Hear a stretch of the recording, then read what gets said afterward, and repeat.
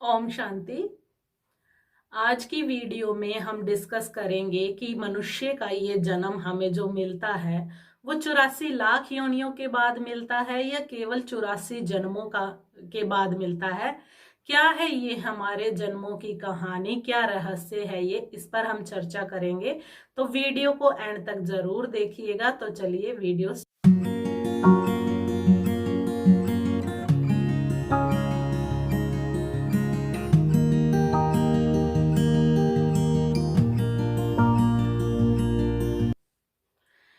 तो जैसा कि ग्रंथों और शास्त्रों में लिखा हुआ है कि मनुष्य का ये जन्म बहुत दुर्लभ है, 84 लाख योनियों में भटकने के बाद मनुष्य जन्म मिलता है। तो ये कितना सच है, मैं आज आपको बताऊंगी कि मनुष्य का ये चोला हमें 84 लाख योनियों में भटकने के बाद नहीं मिलता है। मनुष्य आत्मा केवल 84 जन्म ही लेती है। 84 ओनली 84 बर्थ होते हैं हम मनुष्य आत्माओं के। तो ये किस प्रकार से संभव है ये आज हम डिस्कस करेंगे कि ये ड्रामा चल रहा है ना सृष्टि का, इसकी आयु केवल 5000 वर्ष है। जबकि दुनिया वाले बोलते हैं कि कलयुग लाखों हजारों वर्ष का अभी बाकी है। तो अभी इतना अगर बाकी है तो अब ये कंडीशन है दुनिया की, आगे लाखों वर्ष और चलेगा तो ये देखिए कि क्या कंडीशन हो जाएगी दुनिया की। तो ड्रामा का ये चक्र लाखों हजारों वर्ष का नहीं है, केवल 5000 वर्ष का ये चक्र होता है।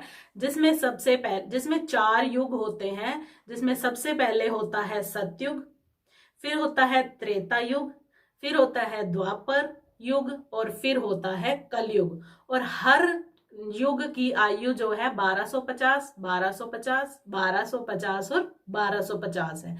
जैसे घड़ी की एक सुई 1 घंटा रिपीट करती है तो उसमें हर घंटे में 60 मिनट ही होते हैं।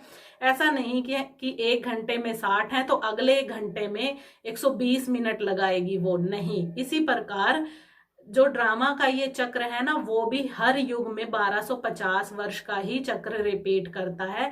इस प्रकार से 1250 1250 मिलाकर चारों युग की आयु होगी है 5000 वर्ष की।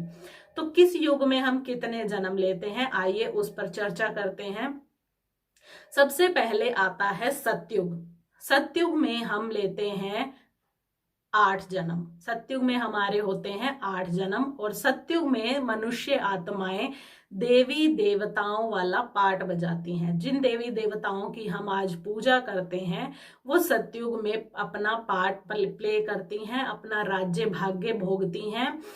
सतयुग में सोने चांदी हीरे जवाहरात के महल होते हैं, सुख संपन्नता सब कुछ होता है, घी दूध की नदियां बहती हैं, सुख शांति सब कुछ होता है वहां पर।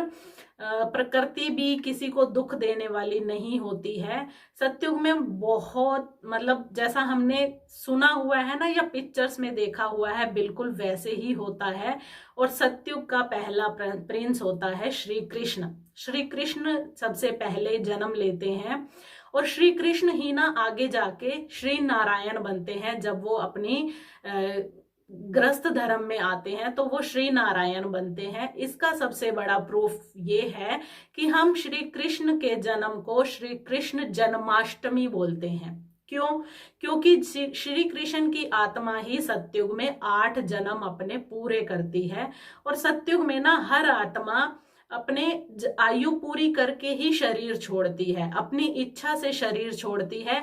किसी की भी अकाले मृत्यु नहीं होती है। और उस युग में हर आत्मा की आयु 150 वर्ष की होती है।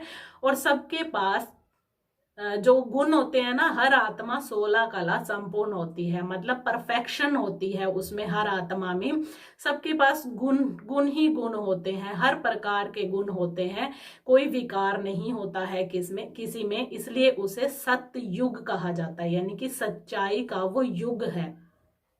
इसीलिए वहां पर क्योंकि कोई दुख या अशांति नहीं होती है तो कोई भगवान को भी याद नहीं करता है। क्योंकि भगवान को याद कब किया जाता है? जब मनुष्य आत्मा दुखी होती है। इसलिए बोलते हैं ना, सुख दुख में सिमरन सब करे, सुख में करे ना कोई। तो इसलिए वहां पर परमात्मा का ना किसी को ज्ञान होता है और ना ही कोई उन्हें याद करता है। तो ये होगी सतयुग की कहानी। अब हम चलते हैं, आगे आता है त्रेता युग। सतयुग में मनुष्य आत्मा 8 जन्म लेती है, तो त्रेता युग में वही मनुष्य आत्माएं कितने जन्म लेती हैं? 8 से 12 जन्म पर आ जाते हैं। और जहां सतयुग में आत्माएं 16 कला संपूर्ण होती हैं, वहीं त्रेता युग में आत्माएं 14 कला संपूर्ण होती हैं, यानी कि 16 से 14 में आ जाती हैं, क्योंकि सीढ़ी उतरते आ रहे हैं वो। जब हम सीढ़ी उतरते आते हैं तो हमारी आत्मा की जो बैटरी होती है ना, वो थोड़ी सी यूज हो जाती है, इसलिए उसकी कलाएं कम हो जाती हैं।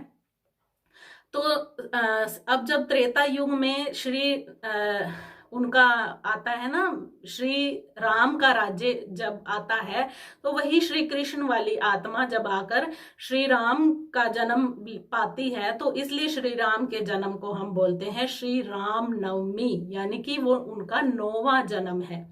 शास्त्रों में जो भी लिखा हुआ है ना, वो बहुत मतलब कि कुछ कुछ सत्य भी लिखा हुआ है, आटे में नमक मिसल है, इतना सत्य है। लेकिन अगर उसे भी हम बुद्धि से सोच समझ के विचार करें ना, तो वो कहीं ना कहीं सत्य ही लिखा हुआ है। इसीलिए श्री कृष्ण के जन्म को श्री कृष्ण जन्माष्टमी बोलते हैं, और श्री राम के जन्म को हम श्री राम नवमी बोलते हैं। क्योंकि वही श्री कृष्ण की आत्मा ही जब त्रेता युग में अपना 9वां जन्म स्टार्ट करती है, तो उनके जन्म को श्री राम नवमी बोला जाता है। तो ये होगी त्रेता युग की कहानी। त्रेता युग भी सतयुग के समान ही होता है, सुख शांति संपन्नता सब कुछ होता है। वहां पर भी दुख का नाम निशान नहीं होता है, इसलिए वहां पर भी कोई परमात्मा को याद नहीं करता है। अब हम सीढ़ी नीचे उतरते आते हैं तो आ जाता है द्वापर युग। अब द्वापर युग में क्या होता है? द्वापर युग से भक्ति शुरू होती है।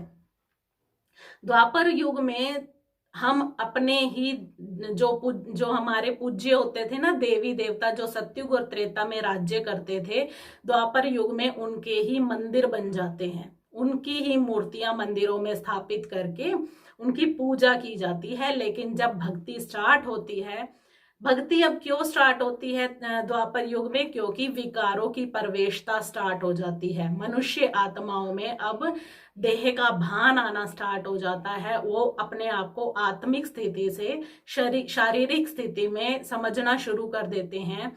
तो इसलिए थोड़े से दुख आने शुरू हो जाते हैं। तो दुख आता है तो ऑटोमेटिकली आत्मा को परमात्मा की याद आनी स्टार्ट हो जाती है। इसीलिए द्वापर युग में जितने भी राजा महाराजा हैं ना, उनके महलों में उन्होंने पर्सनल अपने मंदिर बनाए हुए हैं। और सबके मंदिरों में अगर आप देखोगे ना, तो सबसे पहले मनुष्य आत्मा ने जिसकी पूजा स्टार्ट की थी वो है शिव की पूजा। शिवलिंग बनाए हुए हैं हर किसी ने अपने महलों में, और शिव की पूजा कर रहे हैं, क्योंकि शिव ही परम पिता हमारे परमात्मा हैं, जिनको याद करने के लिए शिवलिंग का रूप दे दिया गया है। ठीक है, तो द्वापर युग में मनुष्य आत्मा कितने जन्म लेती है? सतयुग में 8, त्रेता में 12, द्वापर में हो गए हमारे 21 जन्म। ठीक है, अब इस युग में भी हमारी कलाएं थोड़ी सी कम हो जाती हैं। तो अब चलते हैं हम कलयुग की तरफ। कलयुग जब आता है तो घोर पाप होने स्टार्ट हो जाते हैं, और दुख ही दुख होता है कलयुग में, जो कि अब आजकल के टाइम में आप लोग देख ही रहे हो। मनुष्य आत्माओं में कोई गुण नहीं बचता है, निर्गुण हो जाती है, वो विकारी हो जाती है मनुष्य आत्मा। तो इसीलिए वो परमात्मा को पुकारने लगती है। जब दुखी हो जाती है ना, तो पुकारने लगती है, हे परमपिता परमात्मा आओ, आकर हमें दुखों से छुड़ाओ।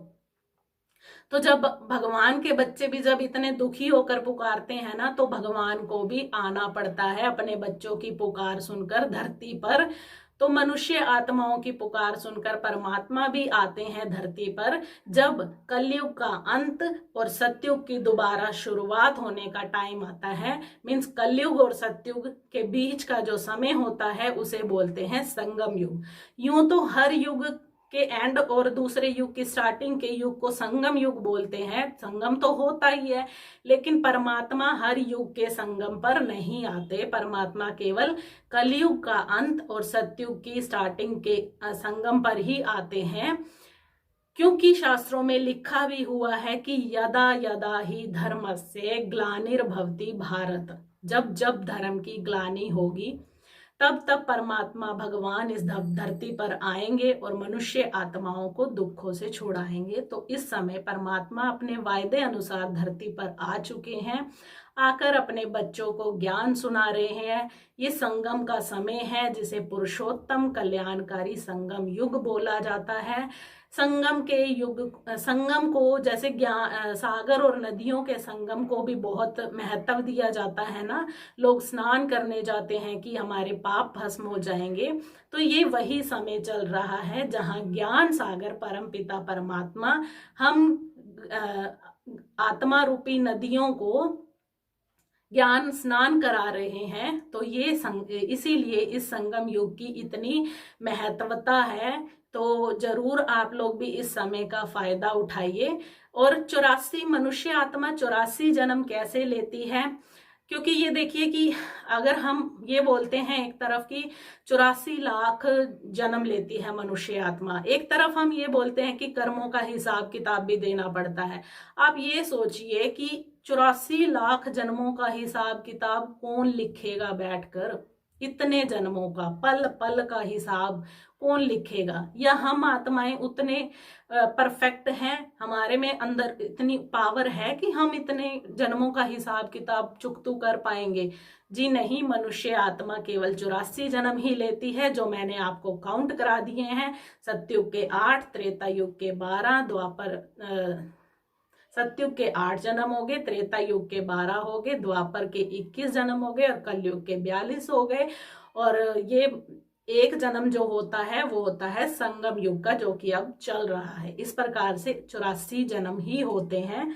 और मनुष्य आत्मा ना हर मतलब कि ये नहीं है कि मनुष्य आत्मा को कभी कुत्ते का कभी बिल्ली का इस प्रकार का जन्म मिल रहा है। जी नहीं, ये बात भी बिल्कुल सत्य नहीं है। मनुष्य की जो आत्मा है वो हर जन्म में मनुष्य ही बनती है, कुत्ता या बिल्ली या कोई भी जानवर नहीं बनती है। हाँ, लेकिन उसका जो जन्म जीवन है ना वो जानवर से भी बदतर हो सकता है। जैसे आप लोगों ने आजकल देखा होगा कि कितने लोग ऐसे हैं जो नशे करके ना सड़कों पर ऐसे ही पड़े रहते हैं, आने जाने वाले उनको देखते ही नहीं है, इग्नोर कर देते हैं। कोई भी जानवर आता है उन पर शू शू करके चला जाता है, तो उनका जीवन कैसे है? जानवरों से भी बदतर है। इसे बोलते हैं कि मनुष्य आत्माओं को अपने कर्मों का हिसाब किताब देना पड़ता है। जानवरों से भी बदतर जीवन इसे बोलते हैं। ये नहीं कि मनुष्य आत्मा कोई कुत्ता या बिल्ली बनेगी। हाँ, अगले जन्म में, इस जन्म में मैं फीमेल हूं तो अगले जन्म में हो सकता है मैं मेल बन जाऊं, लेकिन ये नहीं है कि हम इस जन्म में मनुष्य हैं तो अगले जन्म में बंदर बनेंगे या कुत्ता बनेंगे, बिल्ली बनेंगे। जी नहीं। तो ये थी मनुष्य आत्मा के 84 जन्मों की कहानी। अगर आपको अच्छी लगे तो वीडियो को लाइक कर देना, चैनल को सब्सक्राइब कर देना। फिर से मिलेंगे एक नई वीडियो के साथ, तब तक के लिए अपना ध्यान रखें। ओम शांति।